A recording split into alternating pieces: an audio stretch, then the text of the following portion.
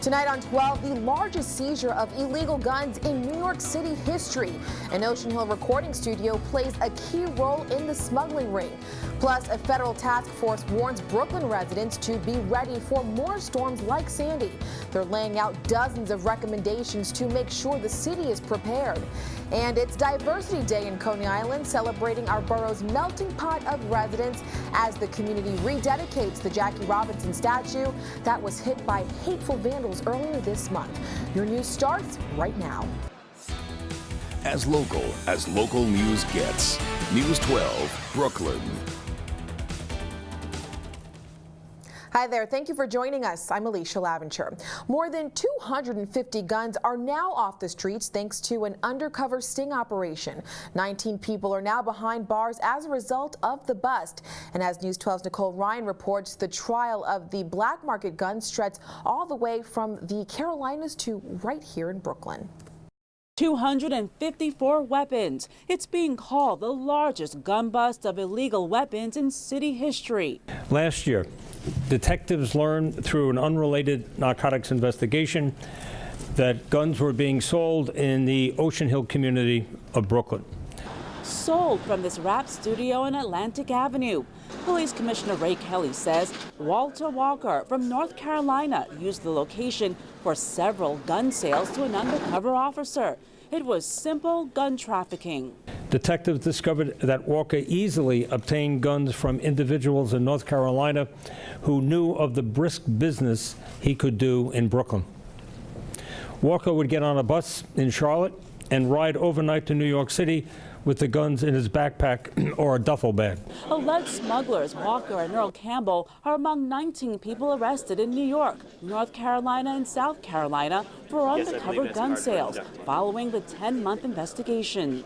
Mayor Bloomberg says both North and South Carolina have weak laws that allow criminals and traffickers to get guns easily. For example, by not requiring lost or stolen guns to be reported to law enforcement. Investigators say that's what motivates criminals to earn what they think is easy money. The defendants are charged with criminal possession of a weapon and other crimes. Nicole Ryan, News 12, Brooklyn. As you can imagine, viewers are sounding off about this story on our Facebook page, and we want to hear from you too. Just search for News 12 Brooklyn, like us, and post a comment. Turning now to our weather on the twos, we've got Daryl Green in the Weather Center. Daryl, what's cooking out there? Hey, not looking too bad out there. If you don't mind, a few brief showers that'll be moving in and out before you know it. But the big news out there is a return to heat and humidity. We'll see clearing skies as we go through the overnight. A mostly sunny day, but the temperatures begin to climb. Mid and upper 80s for the remainder of this week, or the majority of it anyway, with a late week cold front setting us up for some pretty good looking weather by the weekend. A few showers moving across Kings County, Brooklyn, and a good chunk of the tri-state area. So if you're going to be out, firm grip on the steering wheel, a few additional inches between cars, and as you can see, we'll be getting rid of that as we get into the early evening hours. Again, we're looking at temperatures a bit cooler than we should be seeing. Average highs about 83. We're at that point at Greenpoint, 77 degrees at Canarsie, 76 in Park Slope, East New York, 79 degrees. Our winds coming in from a west to southwesterly direction. 9 o'clock temperature, 74, 71 by the overnight. Don't forget those skies begin to clear out. Your sunrise is at 6:11 on your Tuesday morning. A mostly sunny sky with a temperature of 68 degrees. We'll check your 7-day forecast later in this half hour. Sounds good. Thank you, Daryl. The Jackie Robinson and Pee Wee Reese statue is being rededicated today after vandals defaced the monument earlier this month. As we reported, somebody scrawled racial slurs and symbols of hate on the statue right outside MCU Park on Surf Avenue. Our Allie Wolf is in Coney Island with the details using our Mobile 12 technology. Allie. Alicia, the statues are supposed to represent unity and racial harmony, and that's why several groups gathered tonight for a rededication ceremony about 2 weeks after someone splashed the base of that monument with hateful words. Now take a look. The ceremony was held by the Alliance for Coney Island, the Cyclones baseball team, and the Jackie Robinson Foundation. Take a look at this video from August 7th, right after someone vandalized the image of Jackie Robinson and his Dodger teammate Pee Wee Reese with the N-word, a swastika, and Heil Hitler. Police quickly covered the vandalism and washed it off permanently. We spoke to one of the men who actually reported the crime. He says the rededication will bring some comfort, but it doesn't take away all of the pain. It hurt a lot of people, and the family, they were in tears, especially after what Jackie Robinson went through. Police are treating this as a hate crime, and they're still looking for the person or persons responsible. And the reward for information leading to a conviction has raised now to $50,000. Meanwhile, these groups are keeping this theme of unity alive with dedications during the Cyclones game tonight, and also a screening of the movie 42, which of course is about Jackie Robinson's life. That's a story in Coney Island. Allie Wolf, News 12, Brooklyn. Alicia, Thank you, back to Allie. you. The wife of mayoral candidate Christine Quinn says she's worried about the city council speaker's safety because she's received anti-gay death threats. Kim Catullo shared the information with multiple news outlets on Sunday. Catullo says she even tried to stop Quinn from running, but she does say Quinn's quest to be the first female and first openly gay mayor marks a, quote, incredible moment for the city. New Jersey is becoming the second state to ban gay conversion therapy for minors. Governor Chris Christie is signing the bill today to limit who can be subjected to the controversial practice. Conversion therapy is aimed at changing a person's sexual orientation through counseling. The American Medical Association, American Psychiatric Association, and American Psychological Association all oppose conversion therapy. I'm Alicia Laventure. Up next, a big break from Brooklyn restaurants slapped with minor health code violations. Plus, Coney Island restaurants showing they're back and stronger than ever after the Superstorm Sandy hit, offering big dining deals both on and off the boardwalk. A new federal report is offering solutions on how cities like New York can plan for and weather another superstorm like Sandy. News 12's Lena Tillett has more on those recommendations. We had a few feet of water here. Luckily, we're up elevated 14 feet up on piling. So we had a few feet of water kind of come and go below. James Ferrone from Brooklyn Crab says his restaurant was one of the few businesses in Red Hook that weathered the storm when Sandy hit by simply being elevated. And preparing for flooding in coastal communities is one of more than 60 recommendations outlined in a new government report on how to prepare for and respond to severe storms. We're always going to have people, I think, that want to live in areas that are problematic from an environmental point of view.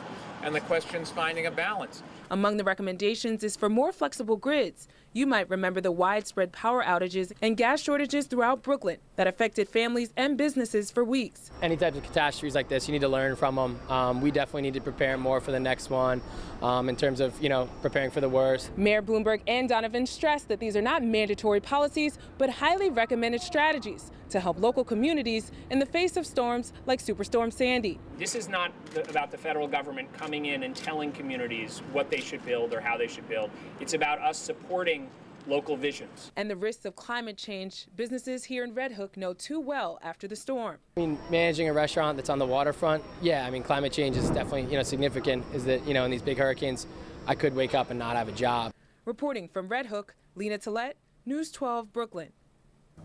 Superstorm Sandy took a big bite out of business for Coney Island eateries last year, but now restaurants are fighting back with some special deals this week. More than a dozen popular restaurants, both on and off the boardwalk, are offering up discounts today through Thursday to try and boost business. It's all part of the Footprints in the Sand food campaign.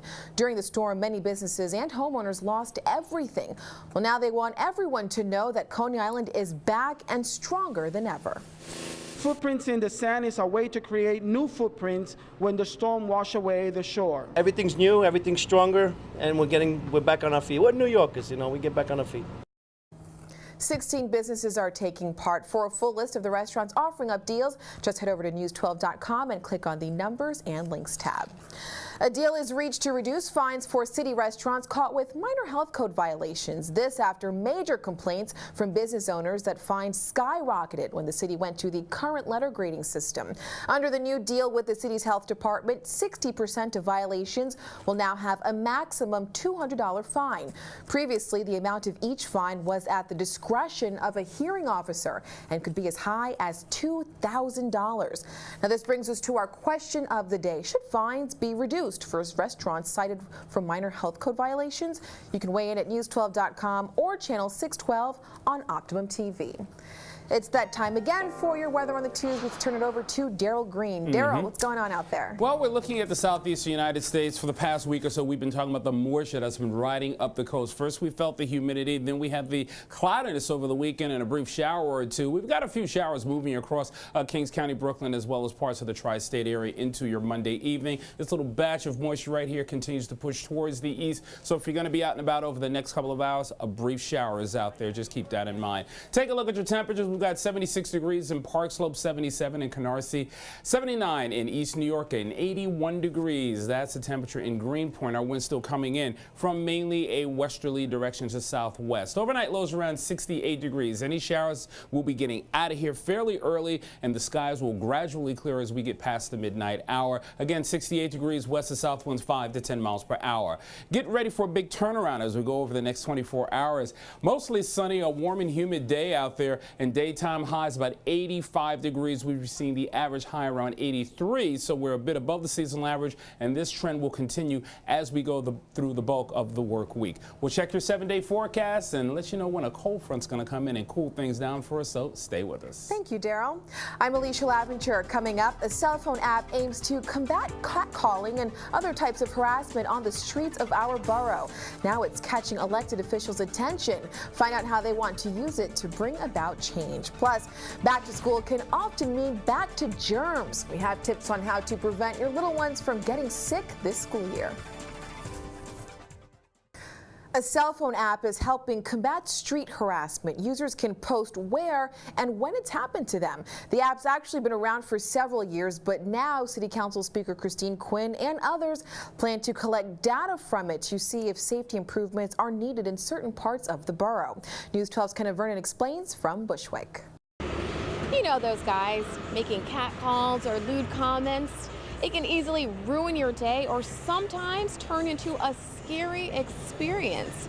Some council members say in this area of Bushwick, some women have experienced just that. Well, now council members are going to be able to monitor a cell phone app called Holla Back to stop that from happening. Council Speaker and mayoral candidate Christine Quinn unveiled the new program today. This is how it will work. People will report their harassment on Holla Back. Council members will then have access to the reports and use some of this information to create citywide community safety audits. Quinn says in areas with high reports, they will determine if new safety measures need to be taken, like adding lights or police officers to those streets. Some people we spoke to say it will be a good addition. I think that's a great idea, because now you know hands-on what area needs help. Supporters say the goal is to better direct safety resources and to combat harassment. In Bushwick, Kenna Vernon, News 12, Brooklyn. State Senator Marty Golden is urging Brooklynites to take part in a school supplies drive in Bay Ridge. He says it will help families in need make sure their kids are fully prepared for class next month. Golden is using his district office as a drop-off location. That's at 7408 5th Avenue. The Back to School Supplies giveaway is this Thursday from noon to 3. It's at Our Lady of Angels Human Center Service Center. That's at 336 73rd Street. In our 12 on Health report, back to school can also mean back to germs. Germs all over the classroom. On average, federal health officials say kids get up to 12 colds or cases of the flu each school year. But there are ways to keep your young scholars healthy. First off, tell them to avoid the water fountain. Send them to school with water bottles and tell them not to share. Have them use hand sanitizer, especially before lunch. And make sure your kids are getting enough sleep. Experts recommend 10 to 11 hours. Keep your kids active and well fed. A good nutritious breakfast, including vitamin C, can build energy and resistance against germs. And doctors say it's important to bundle up when the temperature starts to drop. You can find these tips and more on our website at news12.com. There's also info posted there about the school supplies drive we just told you about. Prince William is beaming with parental pride. He's described the joys of parenthood in his first interview since the birth of little Prince George. In the interview with CNN, William describes being nervous about new parenting skills like strapping the baby into the car seat correctly. He also says he's not worrying about his son's royal future just yet. At the moment, the only legacy I want to pass on to him is to sleep more and maybe not have to change his nappy quite so many times. Prince William describes George as a, quote, little bit of a rascal. I'm Alicia Laventure. The MTV Music Video Awards are just 6 days away, but now we're learning about free concerts in our borough leading up to the main event, featuring some big-name performers. And in sports, it's another memorable Monday. Find out which Brooklyn teams are among the best in the city this past season. Plus, your weather on the twos. Daryl. Yes, we are really looking at temperatures in the mid and upper 80s for much of this week. You may be thinking about going out to the area waters. No advisories for Tuesday. Very high UV index, west to southwest winds 5 to 10 knots. 2-foot waves on the ocean and along the Long Island Sound area up to 1 foot.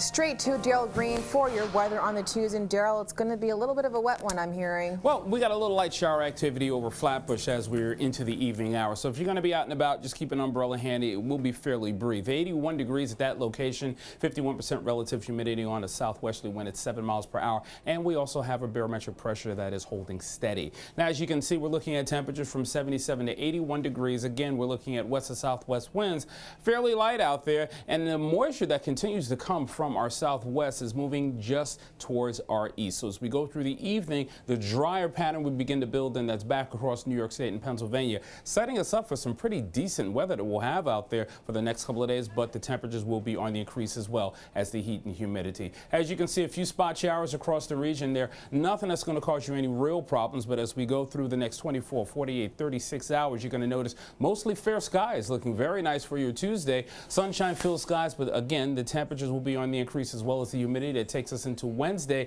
As we get closer to Thursday, however, that's when we'll start to notice more moisture building in and a chance of showers with the front coming through. 68 for the overnight. Your daytime highs 85 degrees under a mostly sunny sky for Tuesday. Highs in the 80s, 60s and 70s for the overnight. Showers and storms in the forecast late Thursday. All right, thanks, Daryl. Local leaders embark on a small business crawl in Brooklyn to see how the internet and technology are helping them to succeed. Brooklyn officials join leaders from a number of Internet Association member companies like Facebook, Google, and LinkedIn. One of the 3 stops was at the HOPE program in downtown Brooklyn. It helps people get back into the workforce. The executive director says the internet and social media play a vital role in the job search these days. In today's world, where so many folks who don't have computer skills are left out of a large segment of resources for getting jobs, we provide people here with the resources to get on the computer and then the skills to use it. The crawl also stopped at Junior's Cheesecake in downtown Brooklyn and Gen Space Lab on Flatbush Avenue. Now, Pat O'Keefe joins us for another memorable Monday. It would have been more memorable if I got to go to Junior's Yeah, Cheesecake. right? I would say I wouldn't have made it past there on the crawl, Alicia. But we are continuing our segment. The best team in New York City, we know who it was last year in each sport.